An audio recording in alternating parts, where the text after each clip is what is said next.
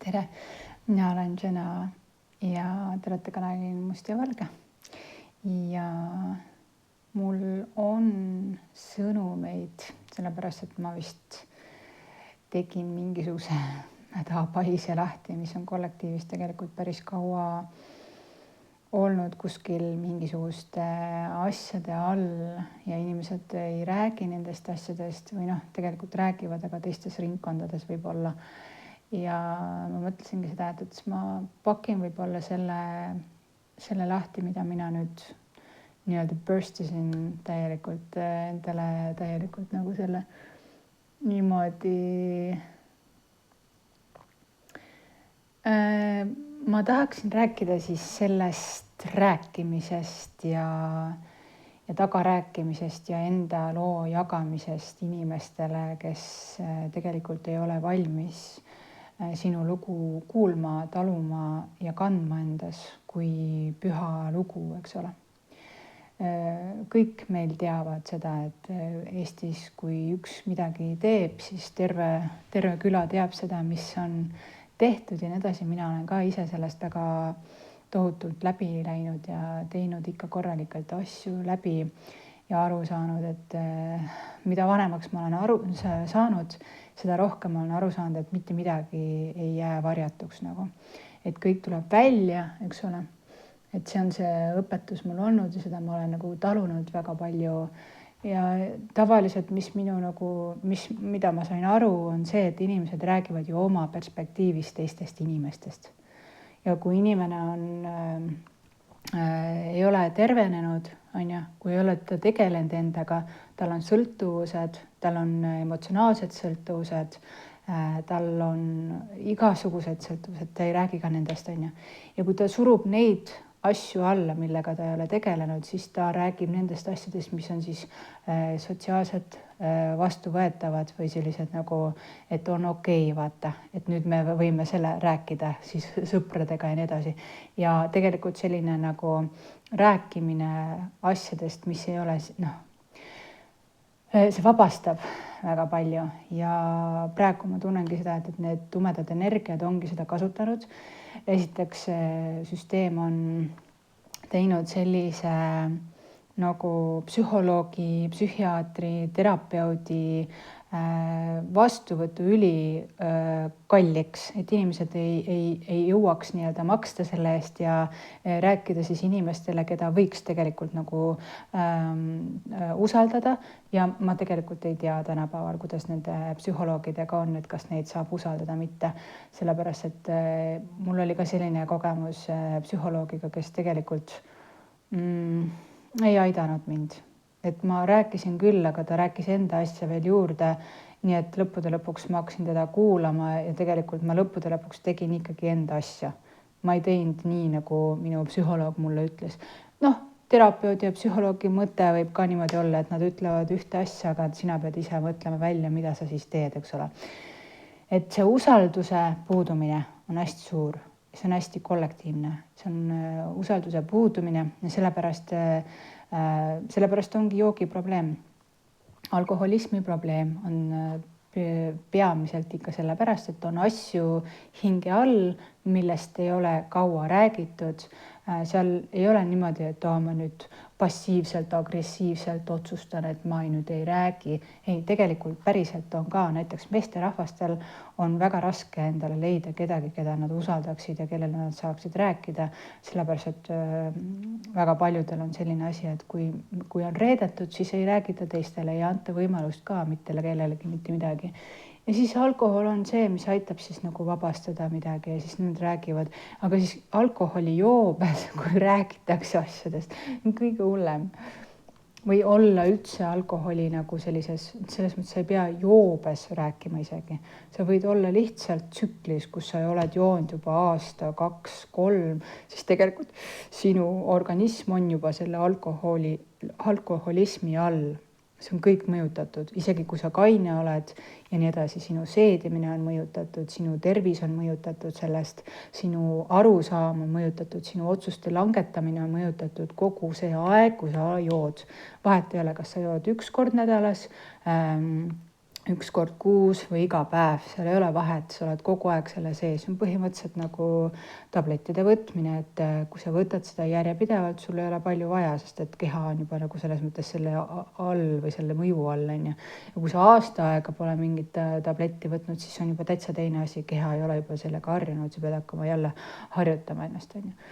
Kui sa aasta aega ei ole joonud, see on täitsa teine asi. Sul on juba valikuvõimalused, sul on seal otsustusvõime on juba iseseisev, on ju, sul on arusaamine sellest, mis sinu peas toimub, mis on teiste peas, eriti kui sa oled aktiivne või aktiivse ajuga, on ju, kui sa oled võimetega ja oskad tunnetada, empaatilised võimed on sul olemas, on ju, nägemise võimed ja siis lugemise, analüüsi võimed on sul tugevad, siis tegelikult need võimed puhastuvad sellel ajal, kui sa puhastad oma nii-öelda siis seda tarbimist, alkoholi või suitsu või suitsetamise tarbimist, et kui sa oled nende ainete all, siis sinu selgelt nägemise võimed, sinu võimed ei ole puhtad.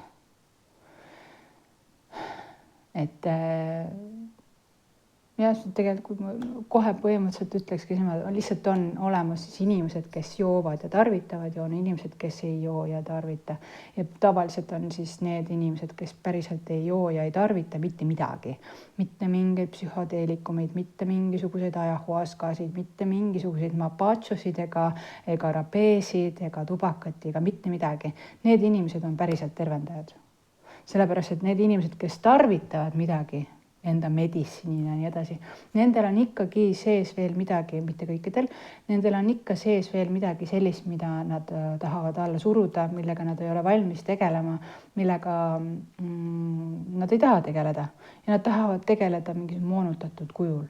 Ja see ei ole sellepärast, et ma nüüd judge'in seda või ütlen, et see on nüüd halb või midagi, see on normaalne, see on kollektiivselt vastu võetud niimoodi.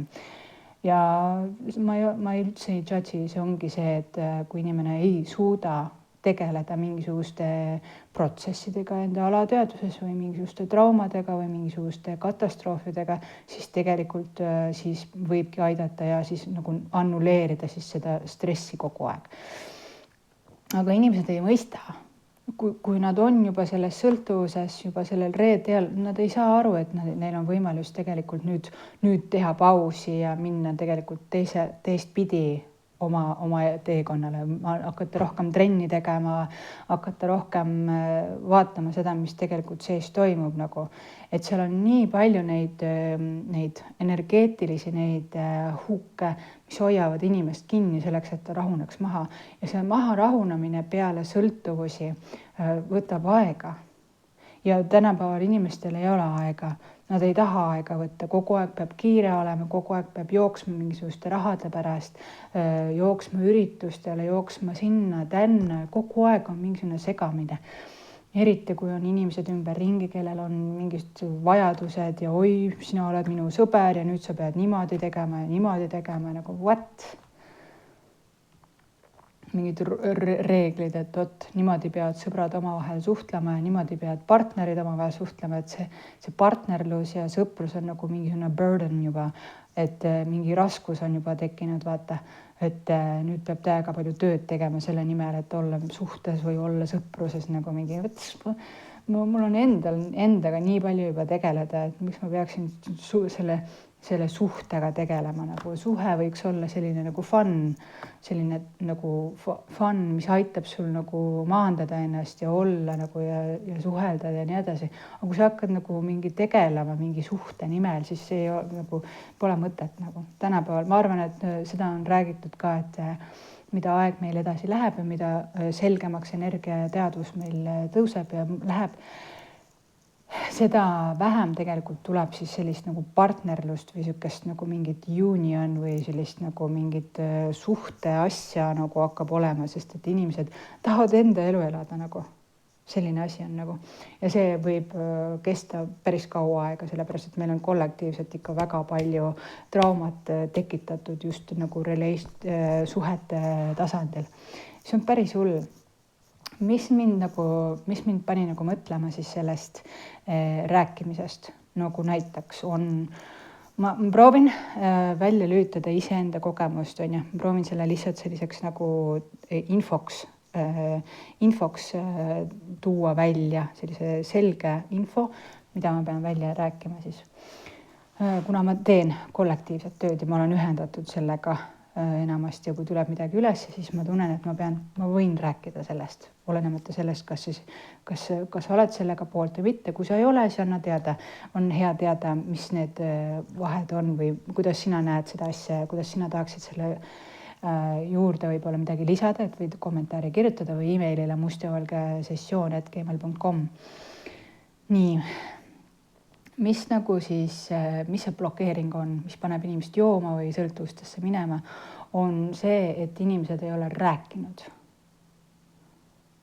inimeste vahel, oma asjadest rääkinud. Mina, kui ma kasvasin üles, mul olid väga suured blokeeringud kurguchakras ja mul oli väga raske enda mõistust välja rääkida niimoodi, et ma ise saan ka sellest aru, vaata.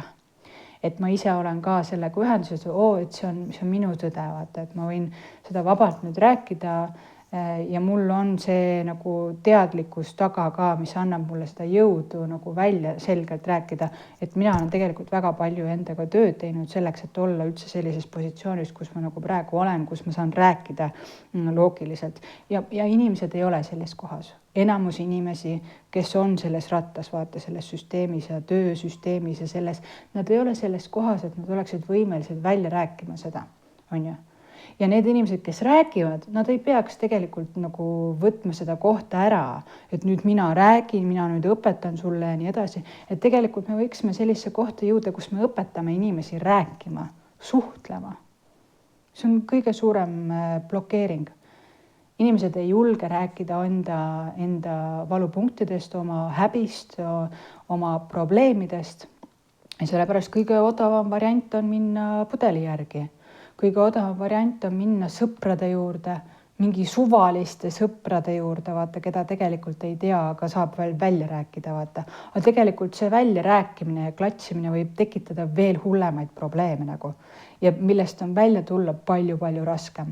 Sellepärast, et nii palju on tehtud juba neid järeldusi ja neid arusaamu ja tulla nagu sellest sotsiaalsest mingisugusest palaganist nagu välja ja ennast peab kogu aeg tõestama, et mina olen nüüd see ja mina olen nüüd muutunud ja vot. Et seda ma olen iseenda elus ka nagu palju tundnud, et ma pean nagu kuidagi ennast mõjutama, aga kuna ma olen indigo ja selline, kes nagu täiega pushib läbi lihtsalt kõigest sellest süsteemist, mis on, vaata, mul on suva, on ju. Et mul on suva, mida inimesed mõtlevad, inimesed, kes mõtlevad ja arvavad midagi, neil ei ole tegelikult nagu pinnast või seda mingisugust juurt, vaata. Nad ei ole tegelikult endaga nii palju tööd teinud, et olla üldse nagu võimelised midagi arutama või arukalt arvama või perspektiiv, eriti need inimesed, kellel on sõltuvused, nende arvamus tegelikult üleüldse ei loe ja vaimses maailmas tegelikult nende arvamus, nende sõnad tegelikult ei loe. Aga lihtsalt sotsiaalses mõttes on see jällegi, kes on midagi öelnud, kes on midagi teinud ja mis on nagu, mida mina olen aru saanud, et inimesed, kes on selles sotsiaalses nagu grupis, et selline nagu info jagamine, et oi, sina tead seda, sina tead toda ja siis räägitakse mingisuguseid asju teistest inimestest, on ju, täiesti nagu illusioon, see ei ole päris. Kui sa tahad inimese kohta päriselt teada, siis sa lähed tema juurde ja räägid, mitte ei kuula temast lugusid nagu. Igatahes, see on hästi suur probleem sotsiaalsuses ja eriti praegu, kui te nagu saate aru, kui te vaatate majandust ja sotsiaalsust ja kõiki neid probleeme, mis praegu tulevad, praegu on ju tehakse ju väga selgeks, nagu mis on klasside vahel, mis on klasside vahelised probleemid ja kuidas üldse liikuda, kuidas see liikumine toimub ja nii edasi.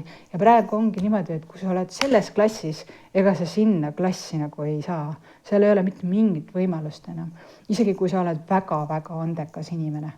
Kui sa oled väga andekas inimene, sul on pea isegi rohkem lahti kui nendel inimestele, kellel on selline klassi staadium, vaata. See on täiesti nagu mingi täiesti ületamatu probleem ja sellised sotsiaalsed lükked, kus räägitakse teistest taga ja probleeme arutatakse lihtsalt niisama tasutavate. see võib tekitada väga suurt lõhestumist inimestel ja ongi tulemusena on rahva killustus, perekondade killustatus. Inimesed ei leia ühist meelt. New Age räägib mingi ühtsusest ja armastusest ja oi, aga tegelikult kui vaadata päris elu, mis tegelikult inimeste vahel toimub, see on nagu košmaar. Inimesed ei suhtle enam omavahel, inimesed ei küsi, ei ole mingit arusaama teineteisest, on ju. Mis on siis see probleem, mis inimesi paneb jooma või sõltuvustesse minema, on see, et ei ole rääkimise võimalust, ei ole räägitud ja psühholoogide ja terapeutide nii-öelda siis tunnihind on väga kõrge ja minnaksegi siis odava pudeli järgi, on ju, aga tegelikult inimene juba ei saa aru seda, et mida rohkem ta pudeleid võtab, siis tegelikult selle summa eest ta võiks minna kuus näiteks psühholoogi juurde, 50 eurot, on ju, 60 eurot. Aga inimene arvab seda, et 60 eurot on nii kallis, inimese perspektiiv sellest rahast või sellest arvamusest on nii kadunud, vaata. Ta maksab seda 20 eurot pudeli järgi. Ja siis on tal inimesed, kellega ta räägib, on ju, suvalt. Inimesega, kes tegelikult ei oska kuulata, kes ei ole aktiivne kuulaja, vaata, kes võib-olla kuulab ainult sellepärast, et saada informatsiooni. Oi, nüüd räägib selline inimene mulle, nüüd vaatame, kuidas tema elu versioon on. Ma natukene ütlen seal midagi juurde, aga ma lihtsalt tahan teada, kuidas see inimene elab, vaata. Ja tegelikult on salaja kade ja nii edasi, et mina soovitan ikkagi jätta oma asjade jagamine ja selline ikka psühholoogide juurde ja terapeutide juurde. Ja ma tean, et seda on raske saavutada, aga kui sa tahad reaalselt, siis kindlasti otsi endale inimesed, kellega sa saad rääkida ja kes tegelikult on valmis, kes on YouTube'is ja räägivad, et nüüd sa võid minuga ühendust võtta ja rääkida mulle ära, mis on sinu südamel. Sellepärast, et see, kui sa räägid välja, sa kuuled iseennast ja saad aru oma perspektiivist. Ja kui sul on inimene, kes on peeglina sinu ees, seal on veel omavahel kokkulepped, et kas sa millist peeglit sa tahad, et kas see peegel on täiesti vait või ütleb omapoolselt mingisugust arvamust või lihtsalt aitab sul iseenda mingit analüüsi läbi teha või avaldab oma analüüsi, et seal on variandid olemas, millist peeglit sa tahad, vaata, või mis tasandil sa tahad rääkida sellele inimesele, et seal on hästi palju erinevaid viise, kuidas rääkida siis mingisugustest asjast. Ma tunnen, et väga palju inimesi on praegu hakanud aru saama, mis tegelikult neid kinni hoiab. Ja põhiline, mis kinni hoiab välja rääkimisel või tulla iseendasse, on välja rääkimine. Rääkimine ei tähenda jällegi lobapidamatust, et ma nüüd räägin kõik ära, oma mustad aluspesud, räägin kõikidele suvalistele inimestele ära ja räägin kõikidest oma suhetest inimestele, mingist suvalistele inimestele, räägin oma privaatseid asju, niimoodi ei saa. Niimoodi ei saa rääkida. Kui inimene jagab liiga palju enda varjudest, oma mingisugustest keerulistest olukordadest teiste inimestega, see on juba traumaatiline. See on traumapõhine suhtlemine ja see on väga-väga riskantne. See võib tekitada probleeme aastateks sellele inimesele ja ka sellesse inimesele, kellest ta räägib ja need inimesed, kes on seotud sellega, see võib tekitada nii hulle neid lõhestatusi, killustatusi kogukondadesse, mainetesse, see on väga-väga hull. Inimesed ei tea seda. Ja inimesed on viidud sellisele inimesed on viidud sellisesse kohta, kus neil on iha oksendada välja oma informatsioon ja see on kõige ohtlikum olukord. Kui inimesel ei ole enam mitte midagi kaotada ja siis räägib lihtsalt oma asjadest inimestele ja seda, see ei ole, see on väga hull, nagu väga paljud inimesed lähevad sellest õppetunnist läbi. Väga paljud inimesed ja mida vanemaks me saame, seda rohkem me saame muidugi aru sellest. Aga lihtsalt nagu, mis teine punkt on? Mis teine punkt on, mis lahendaks seda olukorda, on see, et võtta iga inimese kogemust, iga inimese perspektiivi neutraalselt. Kui inimene räägib sulle midagi isiklikku, siis võtta see vastu neutraalselt, sellepärast et kui sul on mingisugune hoiak selle osas, siis sul tekib isu rääkida seda edasi ja küsida arvamusi teistelt inimestelt. Aga see on kõik mõistus, see on kõik ego, see on kõik täiesti mõttetu, aga sellega sa võid lihtsalt luua väga palju probleeme enda tulevases elus, enda ümbruskonnas ja seal võib igasuguseid tüsistusi nagu tekkida. See on see oma võimu, oma rääkimise, oma analüütilise võime ärakasutamine või et teised inimesed kasutavad sinu analüütilist võimet ära, sellepärast et sina räägid kõik ära. Mina olen näiteks selline, kes et mina küsin juba niimoodi, et inimene vastab jaa. On sul hea olla, jaa? Kas sul on kõik korras, jaa? Siuke nagu küsimus või nagu, et annan inimestele selle vastuse juba oma küsimuses ära, et see on minu nagu mingisugune kiiks juba tekkinud, sellepärast et mul on ka ju tekkinud igasugused tüsistused sellepärast, et ma ei ole ammu rääkinud inimestega ja ma igatsen inimesi ja igatsen huvitavaid inimesi, kellega saad rääkida päriselt ja vabalt ja nagu lollikindlalt vaata isegi. Et eks ma pean ennast ka valmistama ette, ma olengi valmistanud ette, mul sai väga-väga selgeks, mis tegelikult nagu kollektiivses energias nagu toimub ja miks inimesed on sõltuvustes. Sõltuvustes sellepärast inimesed tahavad elada normaalselt ja blokeerida ära oma siis selle mädapaise ja nautida vaata. See on täiesti okei, ma võin seda ka teha, ma olen mõelnud seda, et aga siis ja teine osa on see, et kui sa oled endaga tegelenud on ja sul ei ole vaja mitte mingisugust nagu sellist maskeerimist on siis on niimoodi, et teised inimesed ka ei tea, kuidas sinuga siis suhelda, sest et sa oled nii aus või nagu jah. Okei. Ma olen tänulik sulle, et sa olid siin. Anna mulle teada, kas see teema sind huvitas ja ole hoitud, palun.